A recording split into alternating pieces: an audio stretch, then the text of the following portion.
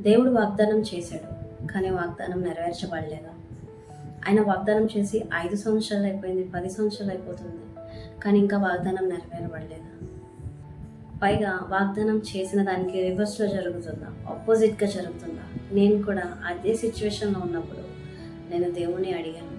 కొన్ని ఇయర్స్ అయిపోయింది, అయినను ఎందుకని నీ వాగ్దానం నెరవేర్చబడలేదు, ఇంకా ఎన్ని సంవత్సరాలు ఎదురు చూడాలి అని నేను అడిగినప్పుడు ఆయన నాకు యోసేపును దావీదును గుర్తు చేశాడు. దావీదును ఒక రాజుగా అభిషేకించారు, కానీ ఒక రాజు చేత తరమబడ్డాడు.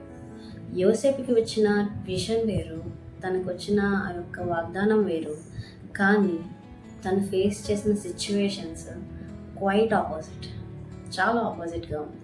అటువంటి పరిస్థితుల్లో కూడా వారు దేవుని పట్ల విశ్వాసాన్ని కోల్పోలేదు. దేవుని యందు వాళ్ళకున్న నమ్మకాన్ని విడిచిపెట్టలేదు. అసాధ్యమైన దాని దగ్గర నుంచి దేవుడు తన వాగ్దానాన్ని అద్భుత రీతిగా వారి జీవితంలో నెరవేర్చాడు. బానిసగా వెళ్ళాడు, అమ్మబడ్డాడు, నిందల పాలయ్యాడు, చెరసాలలో వేయబెట్టాడు. కానీ రాజు తర్వాత ప్రధాన మంత్రిగా యోసేపును నిలబెట్టాడు. దావీదు రాజు చేత తరమబడ్డాడు, కానీ తను రాజుగా దేవుడు తనని నిలబెట్టాడు. ఈరోజు దేవుడు అంటున్నాడు కదా, ఆలస్యం అయిపోతుందని బాధపడద్దు, విశ్వాసంలో సడలిపోవద్దు.